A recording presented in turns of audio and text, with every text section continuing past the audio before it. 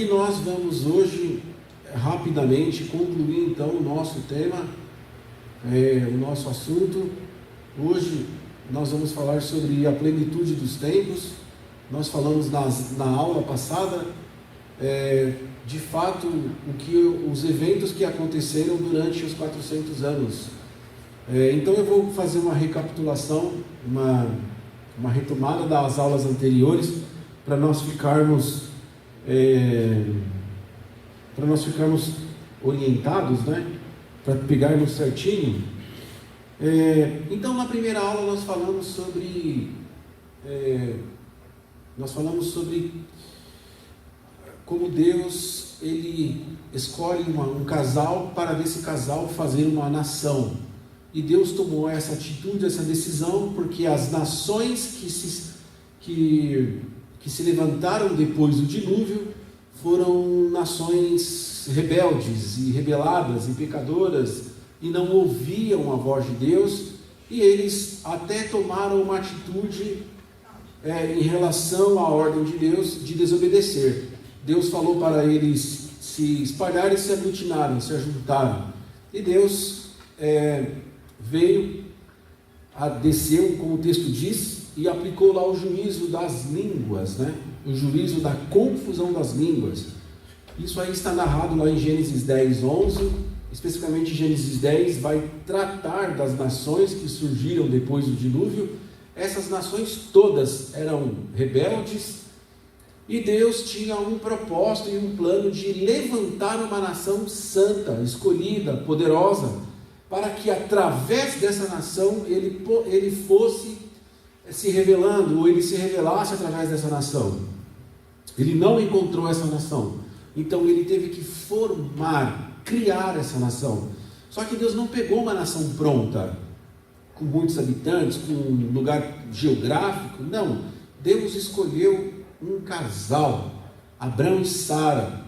Deus escolhe esse casal, faz para ele promessas de filho, faz promessas de ser uma grande nação, entre outras, e Deus vai confirmando a sua promessa ao longo do tempo.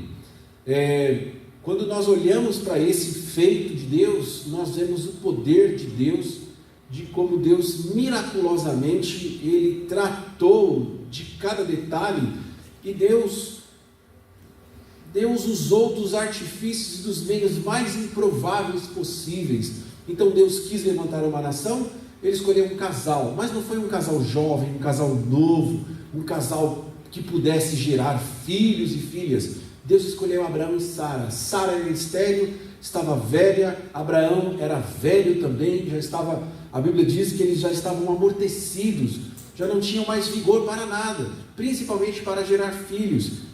E Deus escolhe esse casal e ainda fala que deles vai sair uma grande nação. Irmãos, quando nós olhamos para isso, nós temos que dar glórias a Deus, porque nós servimos um Deus de causas impossíveis, um Deus de causas improváveis. Ele opera, ele faz como ele quer. Nós não podemos questionar como Deus vai fazer, porque ele é soberano, ele está sobre todas as coisas, acima de todas as coisas, ele tem o controle de tudo, ele criou tudo a partir do nada. Então o nosso Deus é poderoso. Então Deus cria essa nação, Deus forma essa nação a partir de um casal improvável, e o filho que nasce desse casal improvável, a mulher desse filho que nasceu, a mulher de Isaac, também era estéril. Olha que coisa! Como que pode Deus criar uma nação com duas linhagens assim, duas gerações que vão se seguindo, né? Pai e filho, com problemas tão difíceis de resolver, como por exemplo a esterilidade naquela época? Não havia como fazer, mas Deus assim fez. E aí nasceu Jacó, depois teve os 12 filhos, e a nação cresceu. Começou com poucos e depois se tornou numerosa. Então Deus forma uma nação com improváveis, com pessoas com situações impossíveis, mas Deus cumpre a sua palavra. Depois nós vimos que quando Deus chama Abraão, ele faz uma promessa, fala: olha, eu vou fazer de vocês uma grande nação, mas os seus descendentes eles vão ficar 400 anos em um outro local. eles vão servir em outro lugar, eles vão ser escravos, vão estar em outra nação durante 400 anos. E exatamente como se sucede, como acontece, ou como Deus diz, acontece e sucede. Deus falou e assim aconteceu. E nós vamos ver lá no final de Gênesis, já no comecinho de Êxodo, quando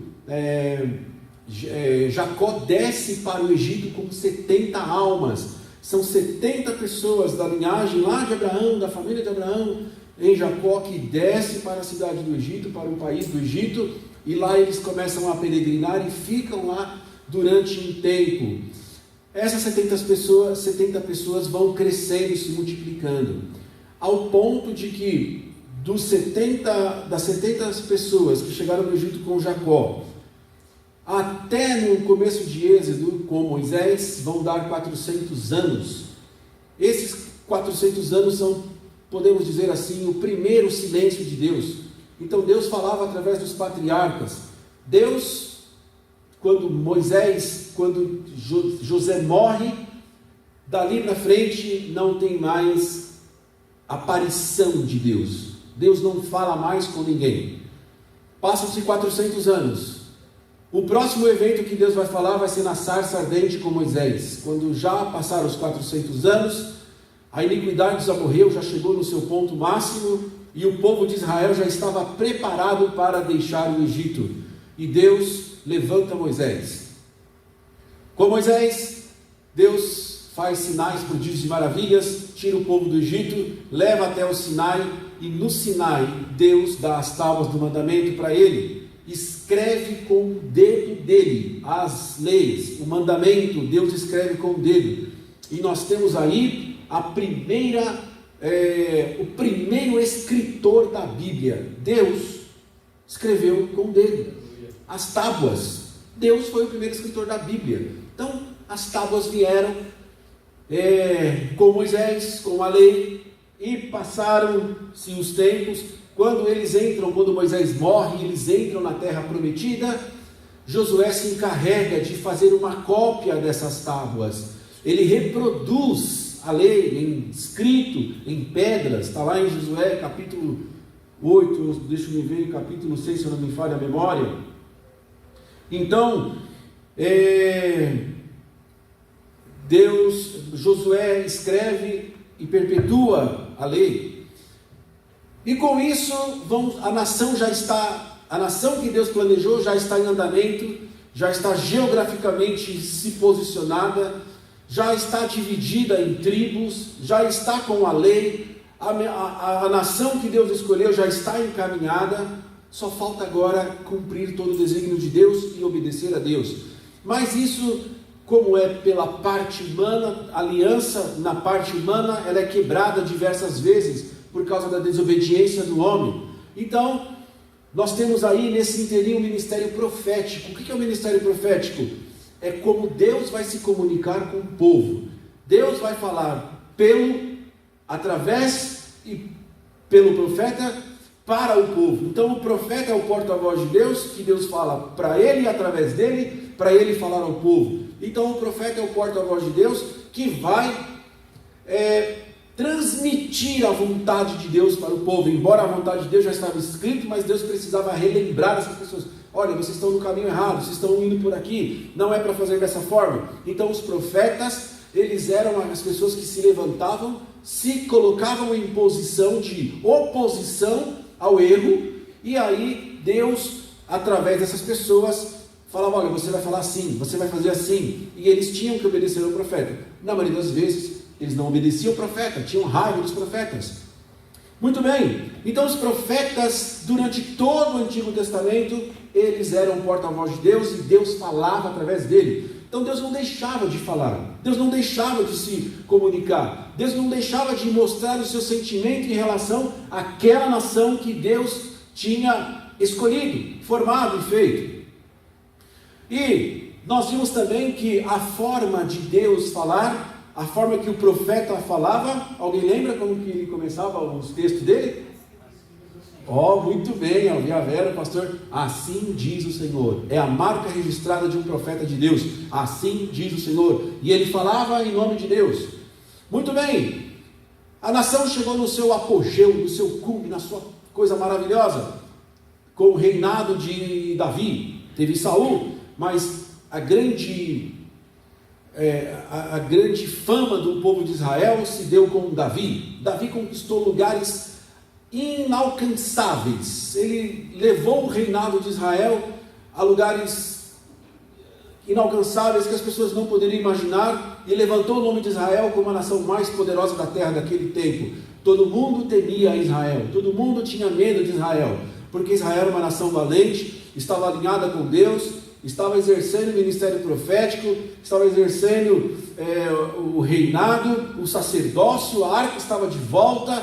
Então, no reinado de Israel, com a pessoa do rei Davi, ela estava muito bem. Acontece que, como nós falamos, a aliança humana, a parte humana sempre quebra, e aí Davi morre, faz tantas coisas, vem o seu filho, Salomão, que assume, e no reinado de Salomão, em vez de manter a unidade do povo, o povo se fragmentou, o povo foi dividido.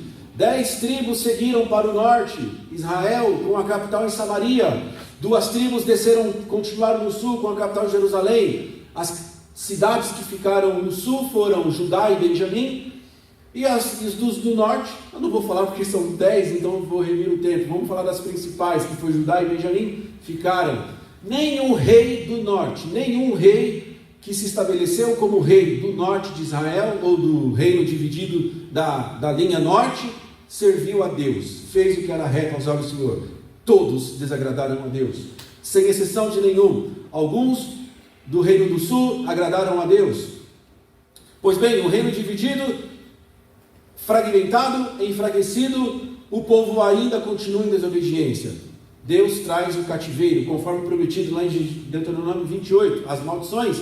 Deuteronômio 28 se cumpre, e esse povo que restou, um vai para o cativeiro da Síria e o outro cativeiro babilônico. No cativeiro babilônico, eles começam a se lembrar de Deus.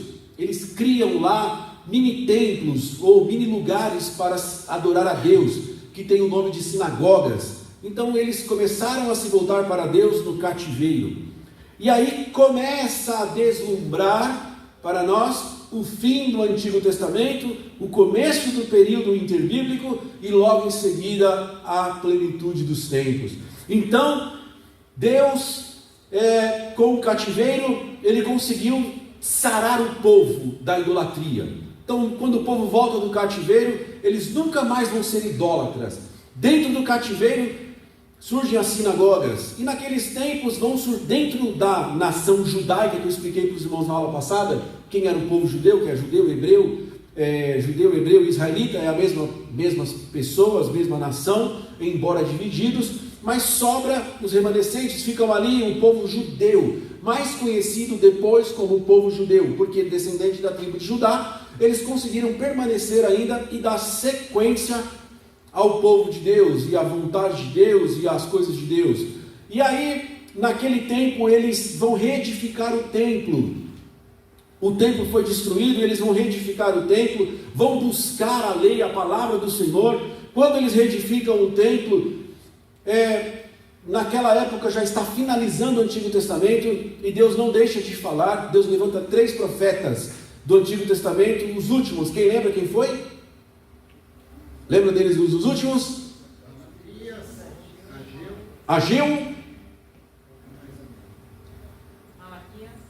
Malaquias, Ageu e Zacarias. Parabéns, minhas irmãs, Deus abençoe. Isso, esses 3 profetas, Deus levanta esses 3 profetas, os últimos, que vão falar em nome de Deus. Todos eles vão apontar as dificuldades, os erros, vão falar de muitas coisas, e principalmente o profeta Ageu vai falar do templo. Vai falar do templo. Quando o profeta Ageu, eles estão falando do templo, e quando Zorobabel reedifica a casa do Senhor, o que faltou quando eles inauguraram aquele novo templo? Alguma coisa que não tinha no primeiro templo, que não tinha no segundo. Quer dizer, que havia no primeiro, mas não tinha no segundo. O que era? A glória de Deus. Muito bem, professor Marcos. A glória de Deus não estava lá. A glória de Deus estava ausente. A glória de Deus estava longe. Então, quando houve a inauguração desse segundo templo, embora menor e embora mais moderado do que o maior templo, o primeiro templo, esse segundo templo ele era mais, digamos assim, simples. E aí o profeta Ageu, ele profetiza dizendo assim: olha, não se preocupem, porque a glória desse segundo templo será maior do que a primeira. Mas como pode ser a glória? Talvez quem pensou, será que a majestade desse templo vai ser maior do que a do primeiro? Porque a do primeiro o negócio era, o povo vinha de longe, fazia turismo para conhecer o templo.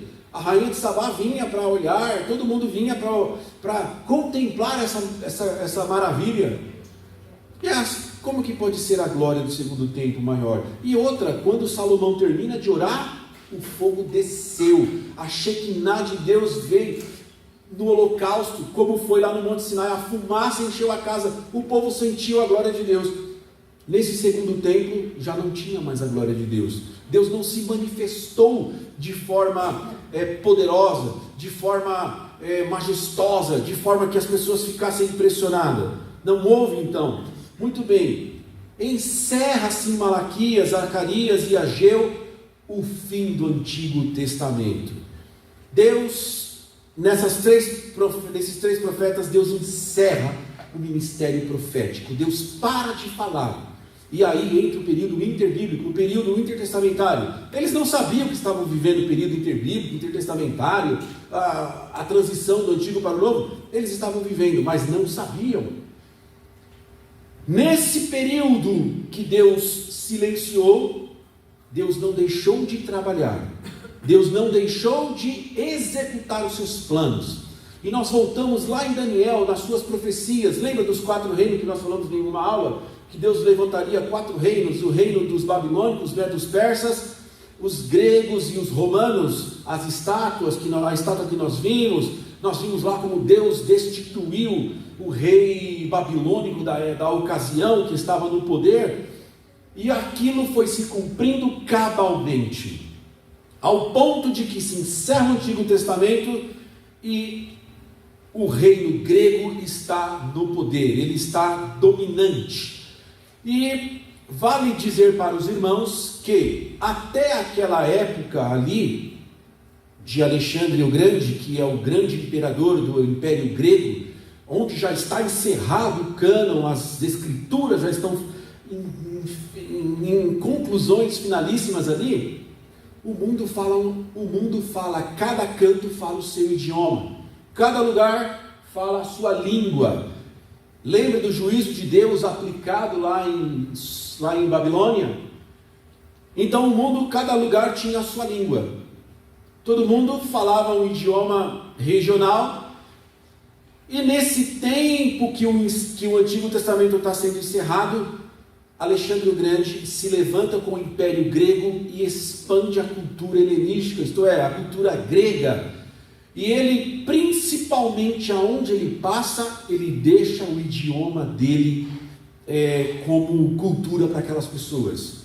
E todo mundo, a partir de então, começa a ter um idioma comum. Por exemplo, como no inglês. Eu trabalho num lugar que a gente tem que falar inglês todo dia, ou espanhol toda hora lá. Tem um argentino, um boliviano, um inglês, chegando lá, ele não vai falar português. Nós temos que falar o idioma universal. Qual que é? O inglês. A mesma coisa acontecia lá com os gregos. O grego koiné, que foi onde foi escrito o Novo Testamento.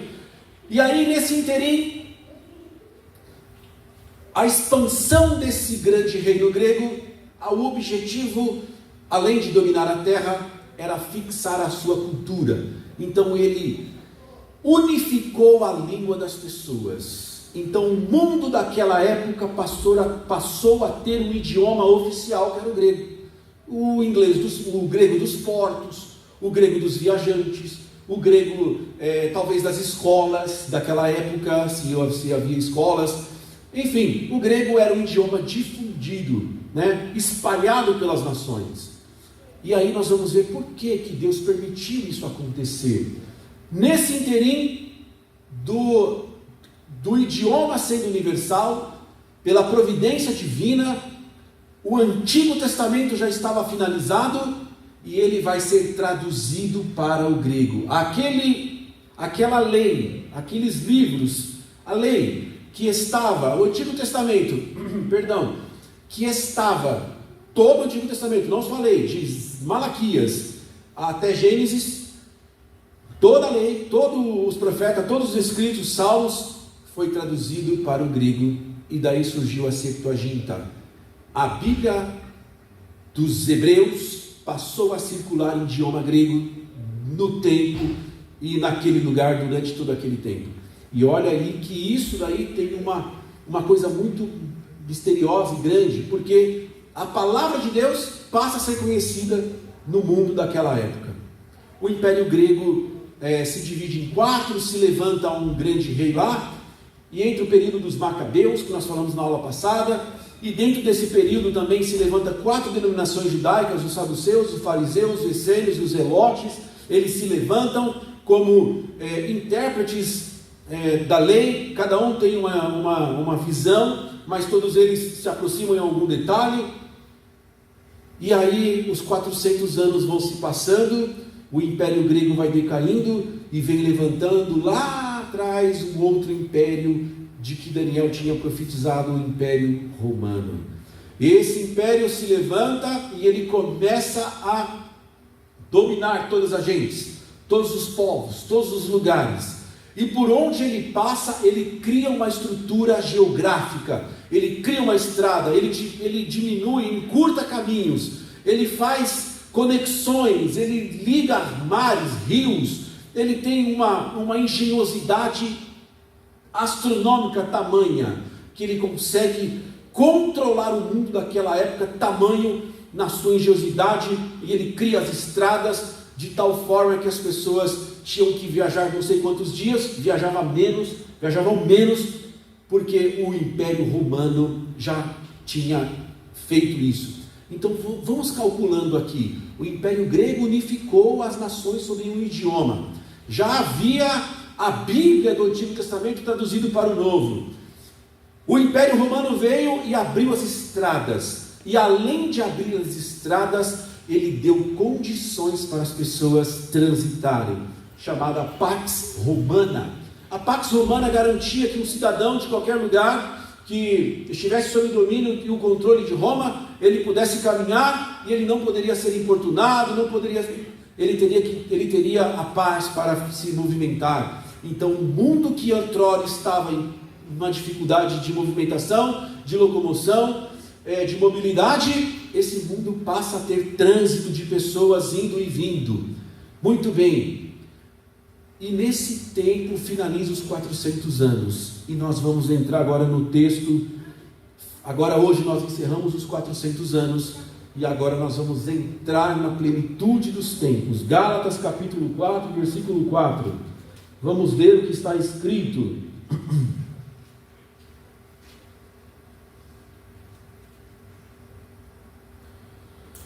Muito bem, Gálatas capítulo 4, eu fiz o esboço aqui, mas não vou nem usar, vou deixar de lado porque se eu ficar lendo aqui vou perder muito tempo.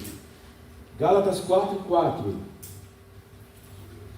Vamos ver o que está escrito lá em Gálatas 4 e 4. Diz assim: mas vindo a plenitude dos tempos, olha, que precioso esse versículo, Deus enviou seu Filho, nascido de mulher, nascido sob a lei.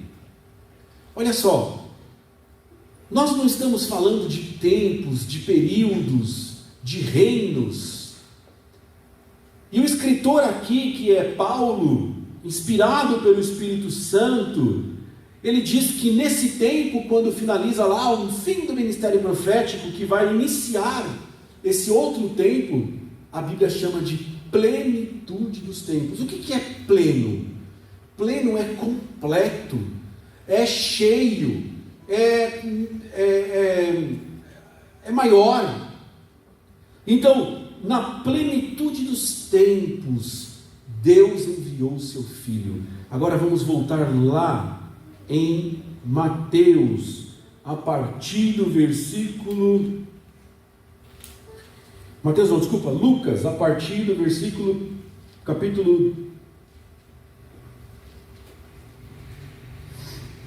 Lucas, capítulo 1, a partir do versículo 11, nós vamos ver que 400 anos já tinham se passado, muitas coisas aconteceram. Quando você pega a sua Bíblia entre Mateus e Malaquias, essas páginas em branco, representam aí quase meio século. E Deus não havia se manifestado a ninguém. Deus não tinha levantado nenhum profeta durante esse tempo. E poucas coisas nós temos registrado. Mais registrado está, um pouco mais, lá no livro não inspirado de Macabeus, que vai contar a história dos Macabeus, de Matatias, um homem que se levantou para proteger a nação. Então esse período foi um período de silêncio de Deus. E o Novo Testamento se inicia com, como o apóstolo Paulo diz, na plenitude dos tempos. E primeiro momento que Deus vai aparecer, que Deus vai começar a falar, é através de um anjo, que Deus designa esse anjo. Esse anjo foi o anjo do Antigo Testamento que levou a última mensagem também. Ele levou a última mensagem para Daniel. Depois não tem mais aparição desse anjo. Ele vai aparecer agora no Novo Testamento, na plenitude dos tempos, anunciando uma coisa muito boa. Lá no versículo 11: e o anjo do Senhor lhe apareceu posto em pé à direita do altar do incenso. E Zacarias vendo turbou-se e caiu em temor. Mas o anjo lhe disse: Zacarias, não temas, porque a tua oração foi ouvida. Isabel, tua mulher, dará luz a um filho, e porás o nome João. E terás o prazer e a alegria, e muitos se alegrarão no seu nascimento. Porque será grande diante do Senhor, e não beberá vinho nem bebida forte, e será cheio do Espírito Santo. Veja que o Espírito Santo, ele não é tão mencionado no Antigo Testamento. O Novo Testamento já tem abertura com o cheio do Espírito Santo. Olha que bênção! Será cheio do Espírito Santo, já desde o ventre da sua mãe. E ele irá diante de muitos no espírito e virtude de Elias, para converter os corações dos pais aos filhos, e rebeldes à prudência dos justos, com o fim de preparar para o Senhor um povo bem disposto. Lá no versículo 19, o anjo lhe disse: eu sou Gabriel, que assisto diante de Deus, e fui enviado a falar-te destas coisas novas e alegres. Então, quando Deus volta a falar, ele fala através de um anjo primeiro, não trazendo notícias ruins, mas trazendo o quê? Estas alegres novas, notícia boa de se ouvir. E depois esse mesmo anjo vai até Maria e vai dizer: salve, agraciada, bendita és tu entre as mulheres, e de ti nascerá o rei do mundo, o rei dos reis, o Senhor dos senhores, e nascerá Jesus. Jesus nasce nesse tempo. Jesus vive sobre esse tempo, na plenitude dos tempos. E aí nós vamos ler agora Hebreus capítulo 1 e versículo 1. Vamos ver o que está escrito lá em Hebreus 1 e 1. O cumprimento dessa palavra. Nós vamos ver aqui, em 15 minutos eu vou falar do apogeu do ministério de Jesus, que foi na transfiguração, quando Jesus se transfigura diante dos apóstolos, especificamente 3. Então Hebreus 1 e 1 está escrito assim: havendo Deus falado muitas vezes e de muitas maneiras aos pais pelos profetas, a nós falou-nos nesses últimos dias, por quem? Pelo Filho. Irmãos, agora vamos ajuntar o quebra-cabeça. Deus encerrou o ministério profético, Deus parou de falar, E lá se levantou o Império Grego com a unificação do idioma. Então as pessoas já podiam se comunicar com outras pessoas de outros lugares do mundo através de um idioma universal, que era o grego koiné. Depois, a Bíblia do Antigo Testamento, então o Antigo Testamento, que era a Bíblia dos apóstolos, a Bíblia de Jesus, ela é traduzida para o novo. Ela é traduzida para o grego.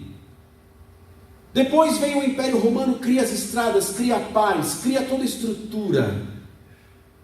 Embora o mundo está em um caos teológico, podemos dizer assim, o mundo está com fome de Deus. E daqui a pouco, Deus não vai falar mais pelo profeta. Deus não vai falar mais por ninguém. O próprio Deus vai falar pessoalmente. Havendo Deus antigamente falado, de muitas vezes e muitas maneiras, Deus falou muitas vezes e muitas maneiras, sonhos, visões, profetas, falou aos pais, por quem? Por intermédio dos profetas, era o meio por quem Deus falava.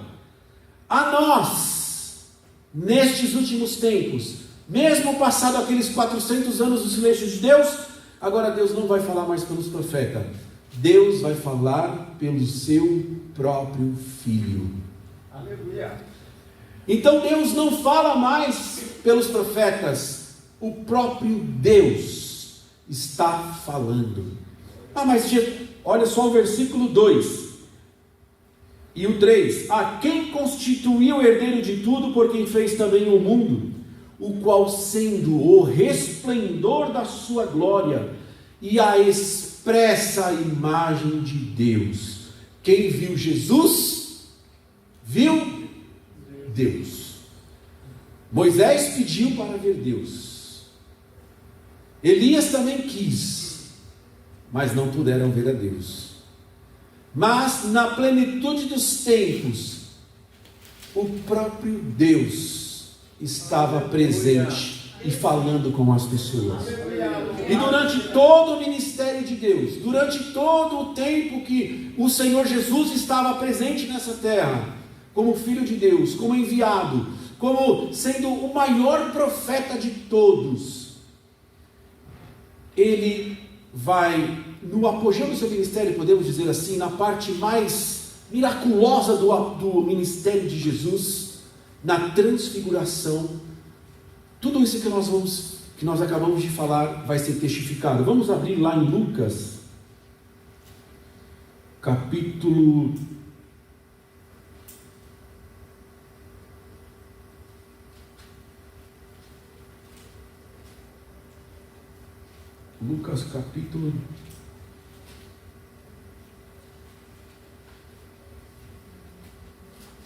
9.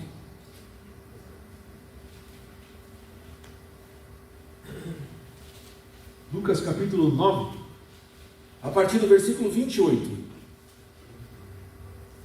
Todos os evangelhos, ou os evangelistas, narram, com exceção de João, esse episódio.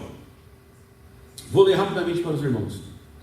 E aconteceu que quase 8 dias depois dessas palavras, tomou consigo Pedro, Tiago e João e subiu ao monte a orar. E estando orando, transfigurou-se a aparência do seu rosto, e as suas vestes ficaram brancas e muito resplandecentes. E eis que estavam falando com ele 2 varões, que eram Moisés e Elias, os quais apareceram com glória, e falavam da sua morte, o qual havia de cumprir-se em Jerusalém. E Pedro e os que estavam com ele estavam carregados de sonos, e quando despertavam, viram a sua glória e daqueles 2 varões que estavam com ele. E aconteceu que quando aqueles se apartaram dele, Pedro disse a Jesus: Mestre, bom é que nós estejamos aqui, e façamos 3 tendas, uma para ti, uma para Moisés e outra para Elias. E Pedro não sabia o que dizia. E dizendo isto, ele veio uma nuvem que os cobriu com a sua sombra, e entrando eles na nuvem, temeram. E saiu da nuvem uma voz que dizia: Este é meu amado filho, a ele ouvi. Então veja, no ministério de Jesus Cristo, nesse momento aqui tão grandioso, talvez seja o momento de glória maior que Jesus tem no ministério terreno aqui, antes da sua ressurreição, é esse momento. Quando Jesus se transfigura perante eles. E agora nós vamos, em 10 minutos, detalhar por quê, né? Como, qual a razão que esses personagens, pessoas, né? Pessoas estiveram presentes ali. Bom, a lei dizia o seguinte, que para se condenar alguém, ou para fazer alguma coisa judicial, precisava-se de 2 ou 3 testemunhas. Jesus falou isso, se não me engano lá em Mateus 8, ele falou, então você vai chamar 2 ou 3 testemunhas para que sejam confirmada todo negócio. Então veja, era um princípio da lei.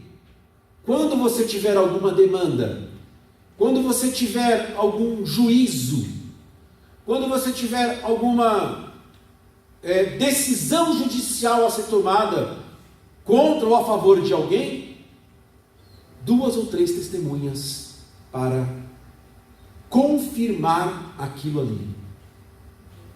Então, quando Jesus vai se transfigurar e aparece para ele Elias e Moisés, eles não apareceram ali aleatoriamente.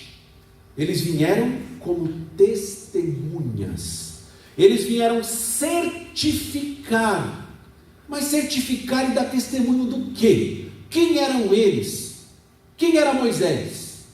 Moisés representava a lei. E Elias representava os profetas. São os 2 pilares do Antigo Testamento. Lei e profeta, porque o profeta ia relembrar o povo da lei. Então, essas 2 pessoas representavam 2 instituições poderosíssimas do Antigo Testamento, a lei e os profetas, e eles aparecem ali. E no texto aqui de Lucas, tem uma coisa tão importante, que eles vão tratar de um assunto. Qual é o assunto que eles estavam falando? Eles estavam falando da morte de Jesus. Lembra-se, Moisés pediu a morte, Elias também pediu a morte, mas eles não foram atendidos. Jesus estava ali para falar com eles da morte. Jesus ia ser executado. Portanto, para que isso acontecesse, era necessário que a lei se cumprisse. De que forma? 2 testemunhas. A própria lei e os próprios profetas em 2 pessoas. E é tão interessante esse texto que a palavra morte que aparece em português aqui para a gente, no grego original não é morte. E no inglês departure, é partida. Só que no original grego é exodum. Quando eu falo para você exodum, o que você lembra? Êxodo, o que você lembra, irmãos? Saída. Êxodo. A palavra lá é êxodo. Quando Jesus fala para eles, o meu êxodo está próximo. Então Jesus está falando, Moisés, como você libertou o povo do Egito, eu vou libertar o mundo do pecado. Eu vou libertar as pessoas das trevas. Eu vou tirar da morte e vou levar para a vida. É o êxodo espiritual do mundo. Jesus estava tratando do seu próprio êxodo, mas não um êxodo geográfico, mas um êxodo espiritual, que Deus ia levar sobre ele todas as nossas transgressões, iniquidades e pecados, e nos perdoaria de todas as nossas ofensas, e restauraria a nossa comunhão com o Pai. Então veja que nesse momento do ministério de Jesus Cristo, ali na transfiguração, onde é um dos momentos mais grandiosos e gloriosos de Jesus, ele está tratando da sua partida, do seu êxodo, da sua morte. E ali nós temos essas pessoas. E olha só, Moisés e Elias, eles eram servos. Em uma casa, o servo obedece, mas na mesma casa, o filho herda. Então veja só, enquanto Moisés e enquanto Elias estavam obedecendo, eles estavam servindo, Jesus estava herdando. E olha o interessante, quando Pedro fala assim, olha, vamos construir aqui 3 tendas, não era, as 3 tendas ali tem uma explicação, que segundo alguns estudiosos, eles estavam vivendo uma festa. Lembra as festas das tendas, que eles saíam, eles montavam tendas para lembrar do tempo que eles peregrinavam nas cabanas? Então era muito provável que eles estavam vivendo essa época lá em Jerusalém, a época das tendas. Por isso que Pedro fala, façamos 3 tendas aqui. Jesus fala, como que você vai equiparar o meu filho com os profetas e a lei? Meu filho é maior. O meu filho é maior. E aí Deus, a palavra sai ocultamente de dentro daquela nuvem. E essa nuvem que apareceu, lá em Mateus vai dizer que era uma nuvem brilhante. Essa nuvem é a nuvem que não foi para o segundo templo. Essa nuvem é a nuvem da Shekinah de Deus. Por isso que Deus falou lá em Ageu, que a glória do segundo templo seria maior do que a primeira. Porque a glória de Deus não iria parar no templo, mas ela iria parar no próprio Deus. E o próprio Deus iria caminhar dentro daquele templo. Por isso que a glória dele, desse templo atual, era maior do que a do templo de Salomão. Porque embora a Shekinah de Deus apareceu no templo de Salomão, no tempo de Jesus, a Shekinah de Deus estava sobre Jesus. E aí a voz falou misteriosamente, a ele ouvi.